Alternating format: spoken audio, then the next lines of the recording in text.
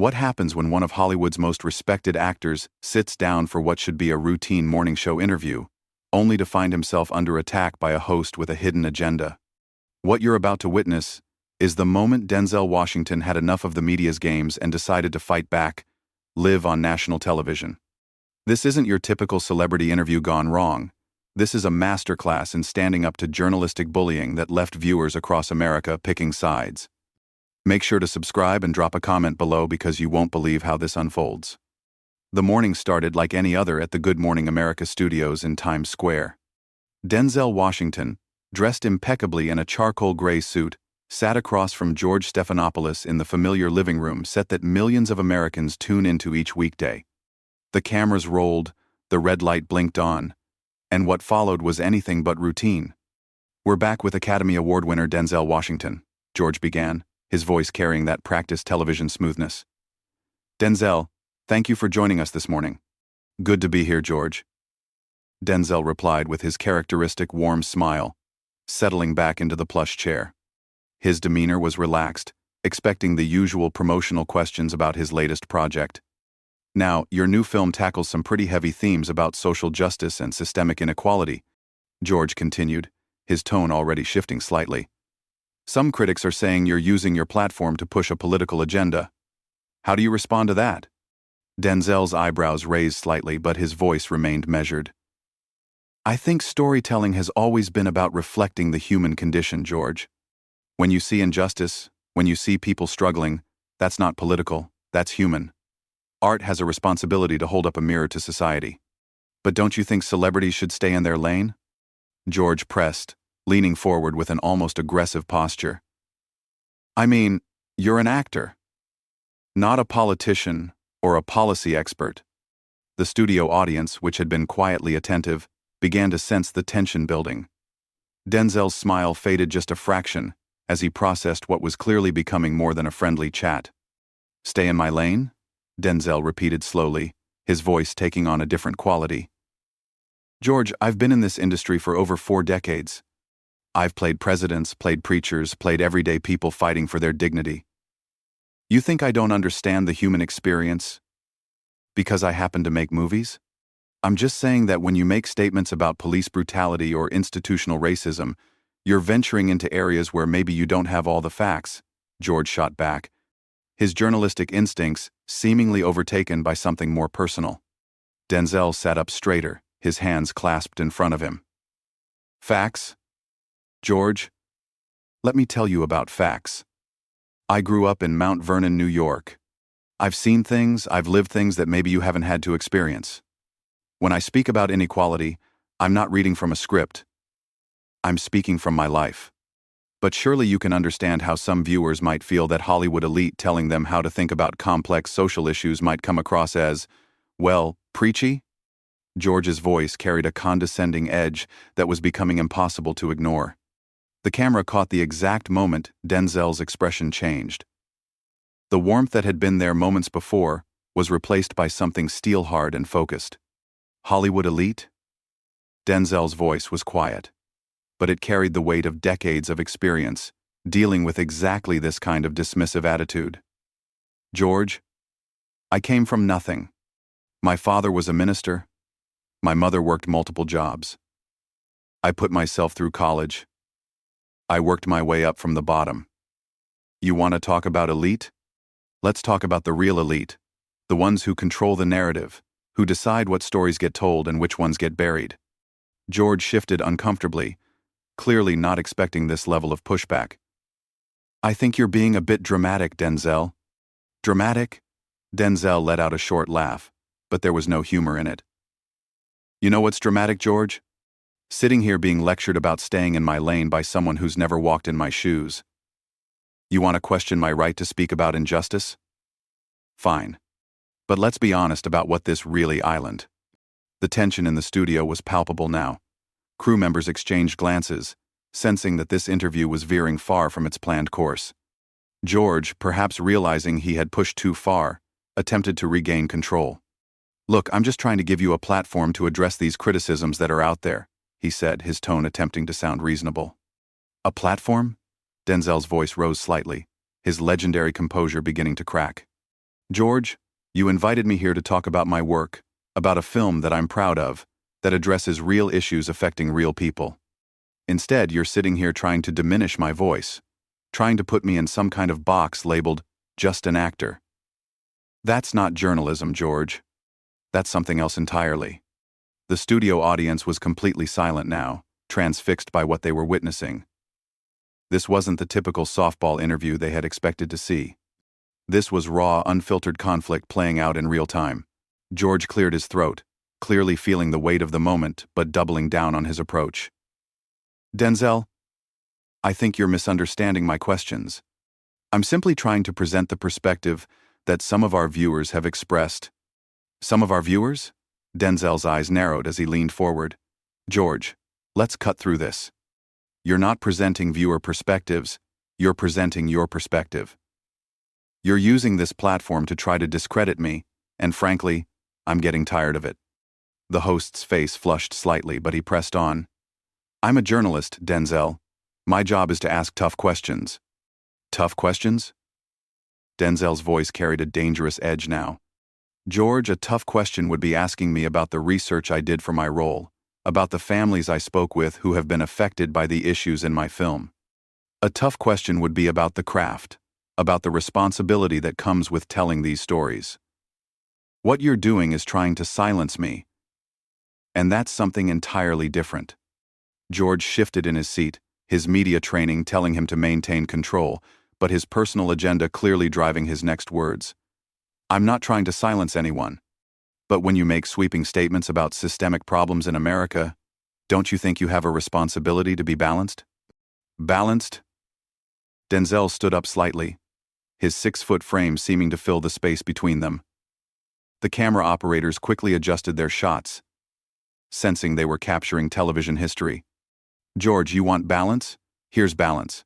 I've spent my entire career trying to bring dignity to characters who look like me, who come from where I come from.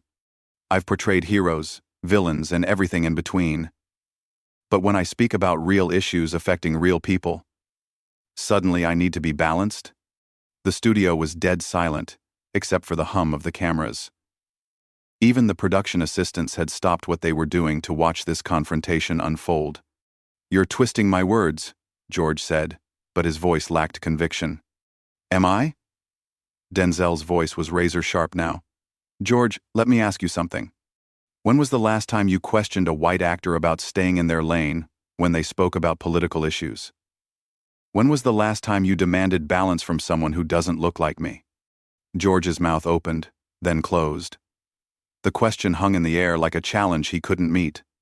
That's what I thought, Denzel continued, his voice gaining momentum. See, this is exactly what I'm talking about. This is the system at work right here, live on television.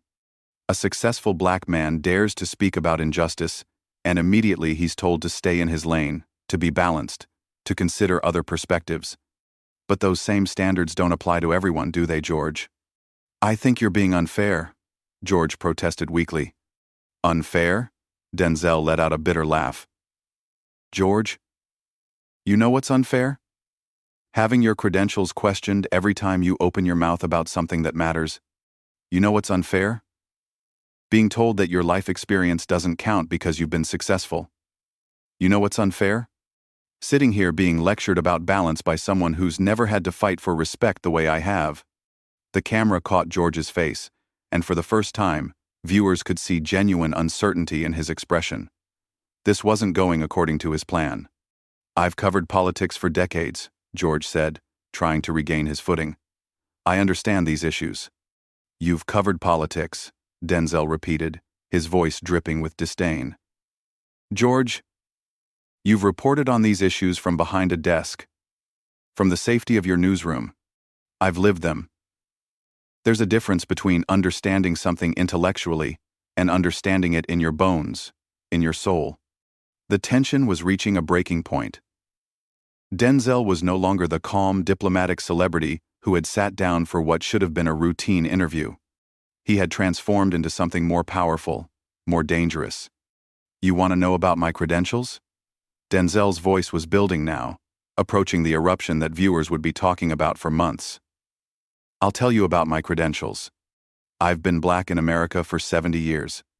I've been successful in an industry that didn't want me, that told me I wasn't leading man material, that told me I should be grateful for whatever scraps I got. I've raised black children in this country, worried about them every time they left the house. Those are my credentials, George. What are yours? George was visibly struggling now, sweat beginning to form on his forehead despite the studio's air conditioning. Denzel, I think we should move on to discussing your film. Oh, now you want to discuss my film? Denzel's voice was incredulous. After spending the last 10 minutes trying to tear me down, now you want to talk about my work? George, this is exactly what's wrong with media today. You bring someone on under false pretenses, you attack their character, their right to speak, and then when they fight back, suddenly you want to change the subject. The studio audience was completely transfixed. Some were nodding in agreement with Denzel's words. Others looked uncomfortable with the raw intensity of the confrontation. But no one was looking away. I wasn't attacking your character, George insisted, but his voice lacked any real conviction. Then what would you call it? Denzel shot back immediately. You questioned my intelligence, my right to speak about issues I've lived through, my credibility, my motives. If that's not an attack on character, then what is it, George? Enlighten me. George's face was flushed now, his carefully constructed television persona crumbling under Denzel's relentless questioning. I'm trying to do my job here, Denzel. Your job? Denzel's voice exploded with barely contained fury. George, your job is supposed to be informing the public, not tearing down guests who dare to speak truth to power. Your job is supposed to be asking real questions about real issues, not playing gotcha games with people who've actually lived the experiences you report on from your ivory tower. The entire studio had gone completely silent. Production assistants, camera operators, even the makeup artists who had been touching up other guests, had stopped what they were doing to watch this unprecedented confrontation unfold. I think you're overreacting, George said weakly, but his voice betrayed his growing desperation. Overreacting? Denzel stood up completely now, his full presence dominating the set. George, let me tell you what overreacting looks like. Overreacting is bringing someone onto your show under the pretense of discussing their art, then ambushing them with loaded questions designed to diminish their voice. Overreacting is using your platform to perpetuate the same systems of oppression that my film is trying to address. That's overreacting, George. The cameras captured every moment of Denzel's transformation from gracious guest to powerful force of nature.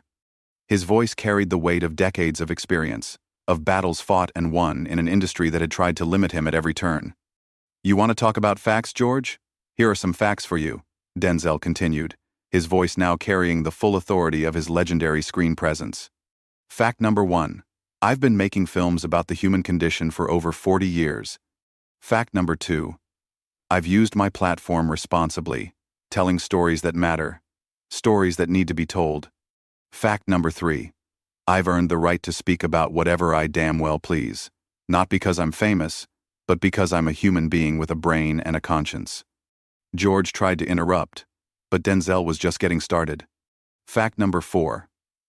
Denzel pressed on, his voice rising. You invited me here today, not to have a real conversation about important issues, but to try to put me in my place.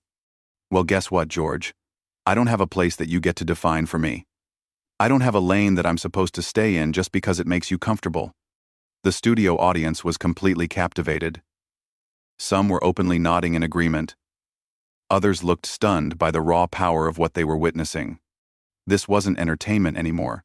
This was truth being spoken in real time. Denzel, please, George pleaded, but there was no stopping the freight train of righteous anger that Denzel had become. Please what, George? Please be quiet? Please know my place? Please don't make you uncomfortable by pointing out exactly what you're doing? Denzel's voice was building to a crescendo that would echo through television history. No, George. I won't be quiet. I won't know my place. And I sure as hell won't let you use this platform to perpetuate the same ignorance and bias that people like me have been fighting against our entire lives. George looked desperately toward the control room, hoping for some kind of intervention, but the producers knew they were witnessing television gold. This was the kind of raw, unscripted moment that would be replayed for years. You know what the real tragedy is here, George? Denzel's voice dropped to a more dangerous register, somehow even more powerful than when he was shouting. The real tragedy is that you have this incredible platform, this opportunity to actually make a difference, to ask questions that matter, to elevate important conversations. Instead, you choose to use it to tear people down, to silence voices that need to be heard. The weight of his words hung in the air like a judgment. George shifted uncomfortably, sweat now visible on his brow despite the studio's carefully controlled climate. "I'm not trying to silence anyone," George managed weakly. "Then what do you call this?" Denzel gestured broadly at the set, at the cameras, at the entire situation. "You bring me on your show, you attack my credibility, you question my right to speak about issues I've lived through. And you do it all while hiding behind the pretense of journalism. That's not journalism, George. That's character assassination disguised as morning television." The studio audience was completely silent, hanging on every word.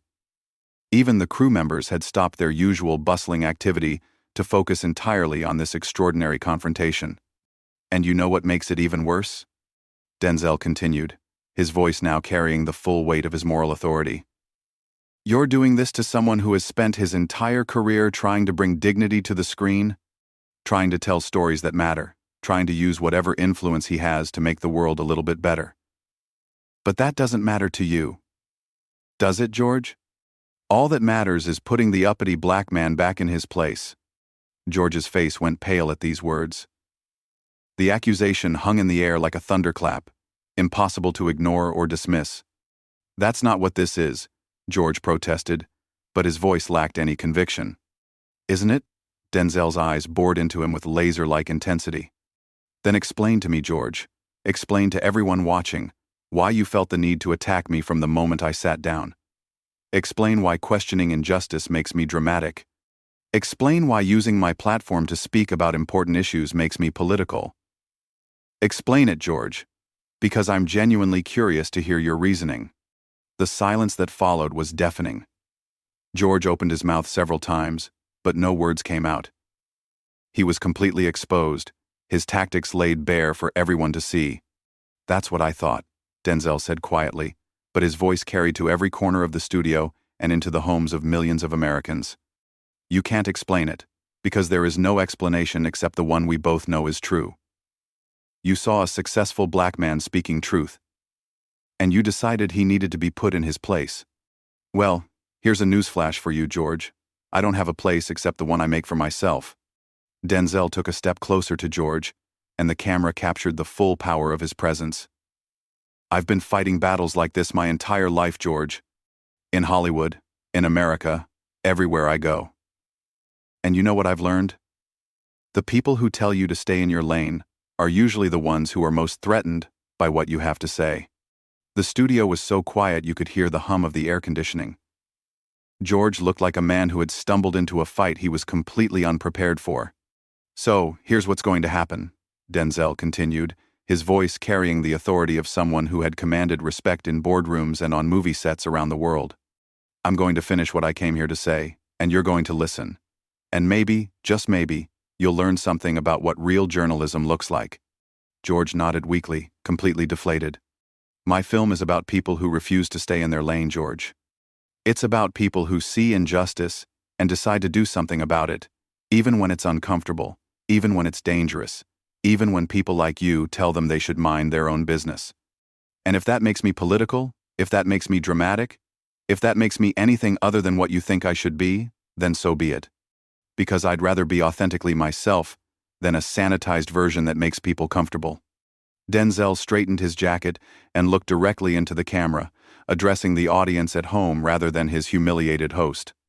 "To everyone watching at home, don't let anyone tell you to stay in your lane. Don't let anyone tell you that your voice doesn't matter.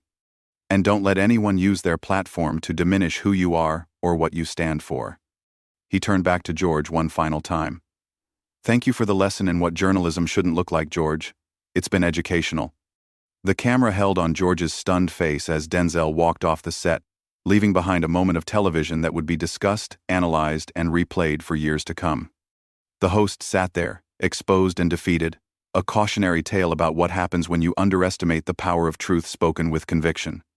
What did you think of Denzel's response to George's tactics? Was he right to call out the double standard, or did he go too far?